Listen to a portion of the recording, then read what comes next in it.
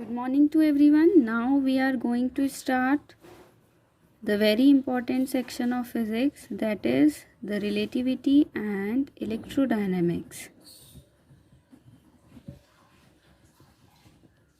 It would be very useful in video for the final year students. Okay, the first unit of this paper comprises all the information about the electromagnetic waves.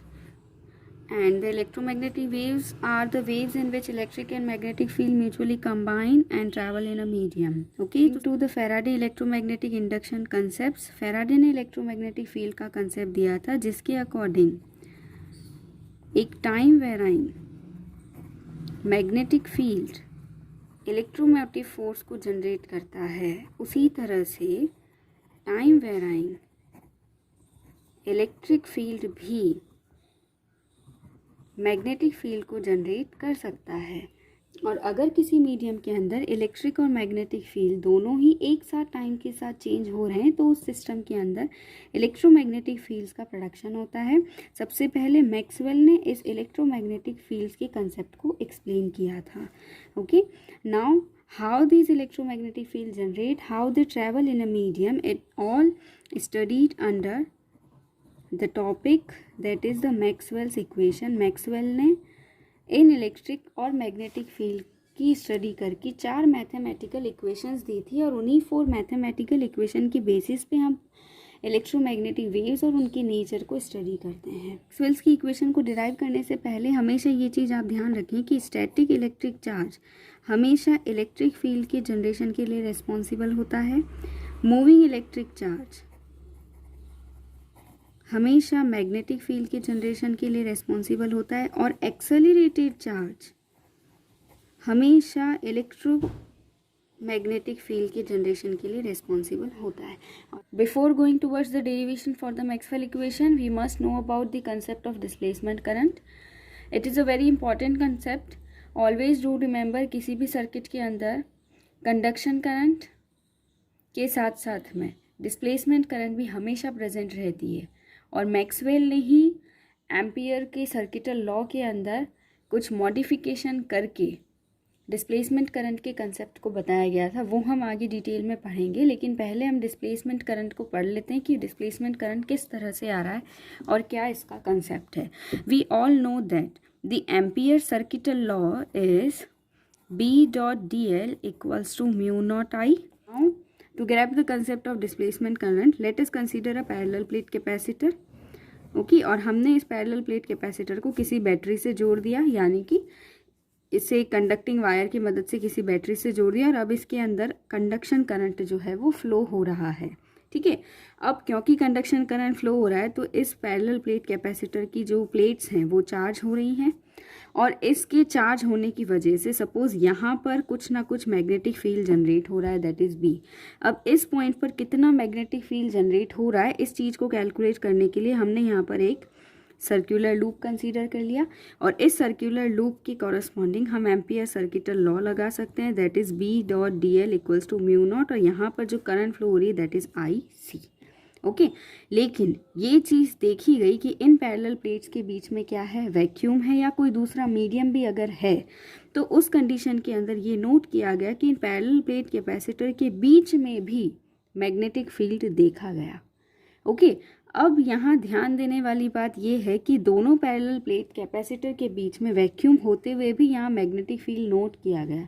How can be it possible? देखो, अगर magnetic field यहाँ पर note किया गया है तो हम इसके कॉरस्पॉन्डिंग अगर कोई सर्कुलर लूप मान भी लें, ओके, तो एम्पियर के सर्किटल लॉ के अंदर according B.dl equals to mu naught और यहाँ पर करंट आना चाहिए, लेकिन क्योंकि वैक्यूम है, सर्किट जो है वो कंटिन्यूस नहीं है, तो पैरेलल प्लेट्स के बीच में तो चार्ज का कंडक्शन पॉसिबल ही नहीं है, यानी कि प्लेट्स के बीच में ये कंडक्शन करंट तो है ही नहीं। और अगर कंडक्शन करंट नहीं है then B.dl should be zero and if B.dl should be zero तो यानी कि यहाँ पर मैग्नेटिक फील्ड होना ही नहीं चाहिए, लेकिन यहाँ मैग्नेटिक फील्ड नोट किया गया। तो ये जो दो चीज़ें हैं ये बिल्कुल ही कॉन्ट्राडिक्टरी है, और इसी चीज़ को समझने के लिए कंडक्शन करंट के कंसेप्ट को समझा गया कि डेफिनेटली पैरेलल प्लेट्स के बीच में कोई ना कोई दूसरे तरह का करंट फ्लो हो रहा है जिसकी वजह से मैग्नेटिक फील्ड जनरेट हो रहा है। इसको कंसेप्ट को समझने के लिए हमने कंसीडर किया पैरेलल प्लेट कैपेसिटर के बीच में हम किसी सरफेस को कंसीडर कर लेते हैं।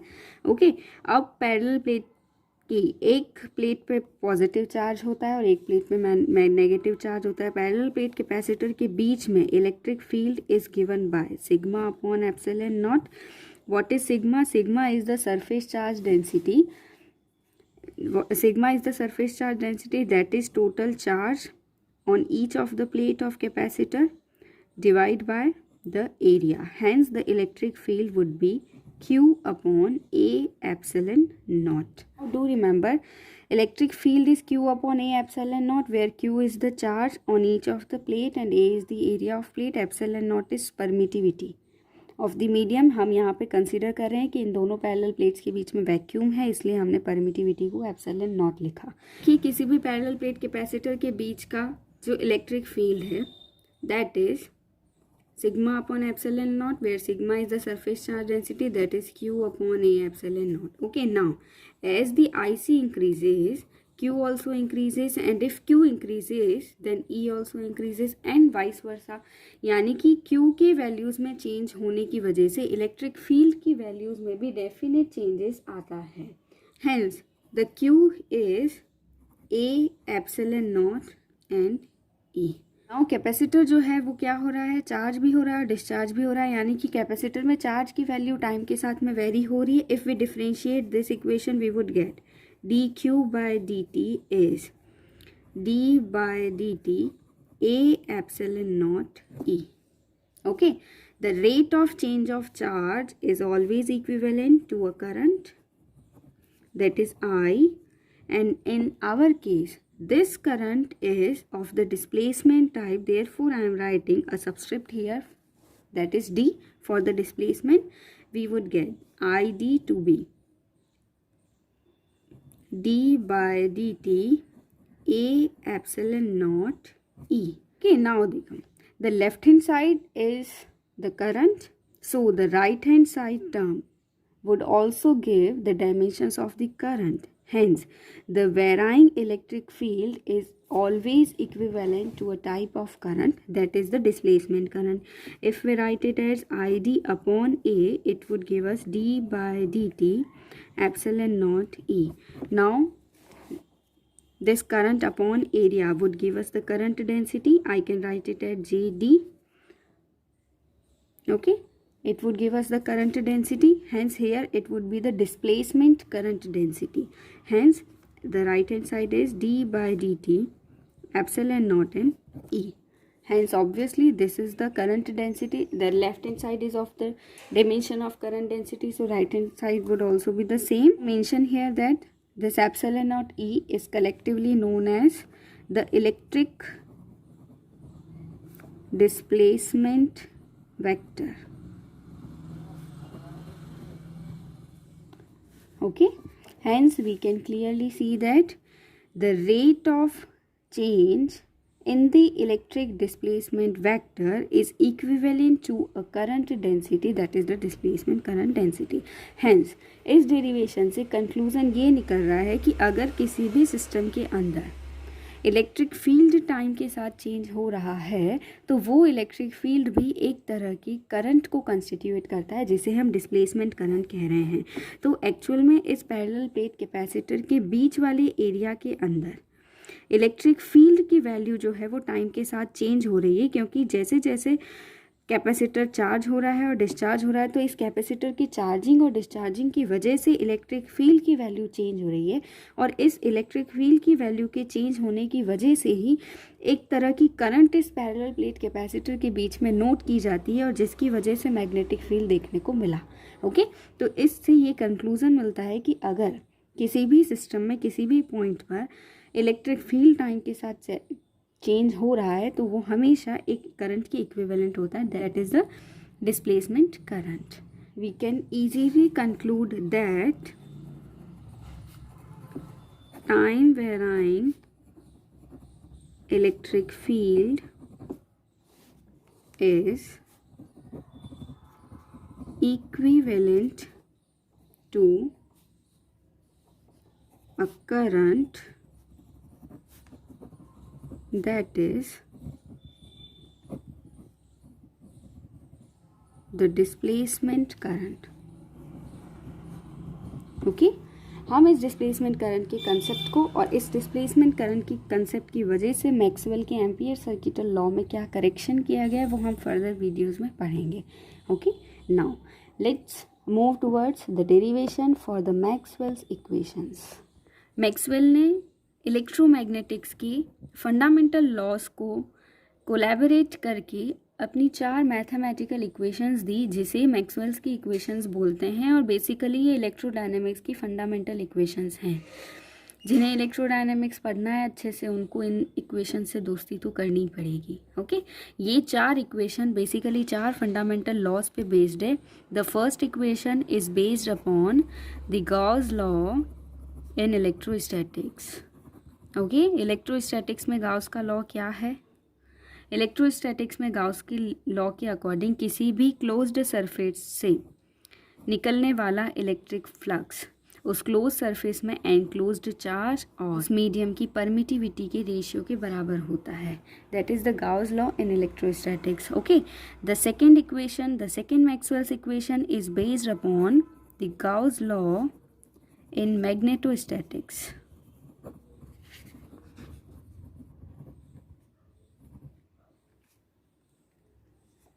And the Gauss law in magnetostatics says that the total magnetic flux from a closed surface is always zero. Third equation is based upon Faraday's laws of electromagnetic induction, and Faraday's law of electromagnetic induction says that whenever the magnetic flux enclosed by a closed surface varies with time, an electromotive force is generated within it. Okay, and the fourth equation is based upon the Ampere's circuital law.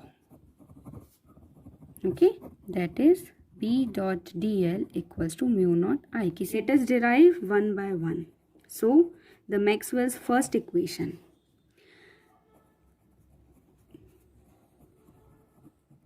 The Maxwell's first equation, which is based upon Gauss law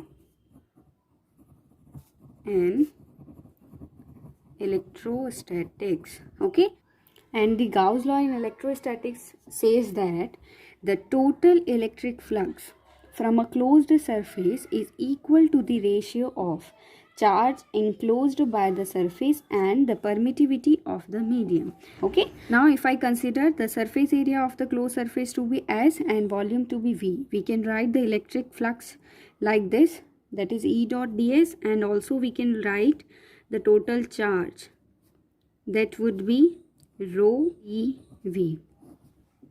Okay, where rho is the volume charge density, since volume charge density is charge per unit volume, hence the q, that is rho into v.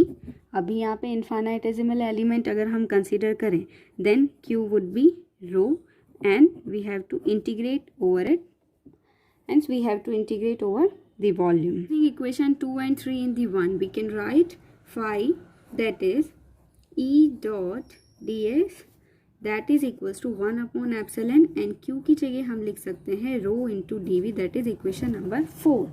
Now pay attention here. The left hand side is the surface integral and the right hand side is the volume integral. Okay तो हमें क्या करना पड़ेगा? Surface integral को volume integral में change करना पड़ेगा. Now to change the surface integral to the volume integral we use Gauss divergence theorem.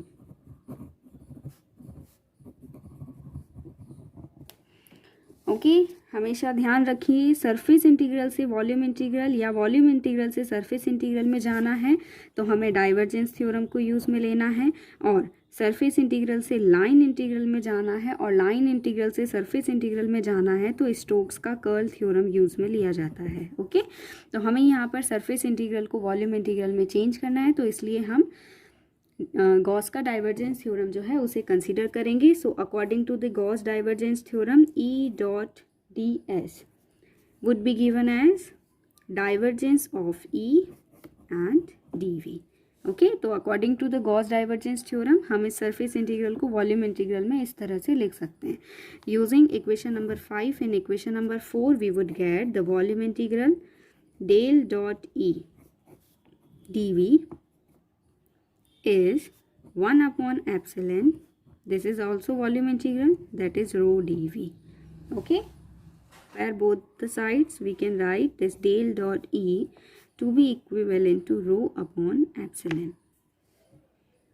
Okay, or we can write it as del dot epsilon E that is equals to rho. अभी मैंने आपको पहले भी बताया था that epsilon not E was written as electric displacement vector.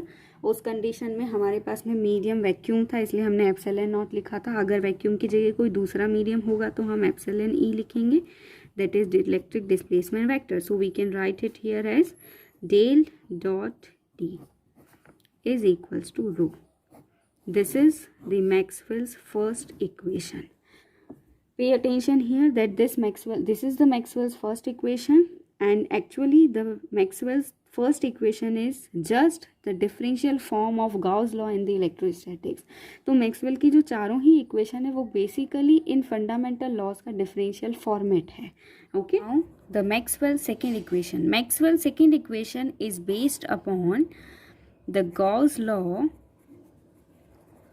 for the magnetostatics, and according to the Gauss law on magnetostatics, the magnetic field lines always form closed loop. magnetic field lines जो है वो हमेशा closed loops बनाती है, यानी कि magnetic field lines हमेशा north से इमर्ज होती हुई साउथ में एंटर करती है, यानी कि किसी भी क्लोज्ड सरफेस से टोटल मैग्नेटिक फ्लक्स जो है वो हमेशा ज़ीरो होता है. किसी भी क्लोज्ड सरफेस से टोटल नेट मैग्नेटिक फ्लक्स की वैल्यू जो होती है वो हमेशा ज़ीरो होती है, क्योंकि जितनी मैग्नेटिक फ्लक्स बाहर निकलती है उतनी ही मैग्नेटिक फ्लक्स वापस एंट्री भी लेती है, because magnetic field lines are always in the close loop. But in the case of electric flux ऐसा नहीं होता है.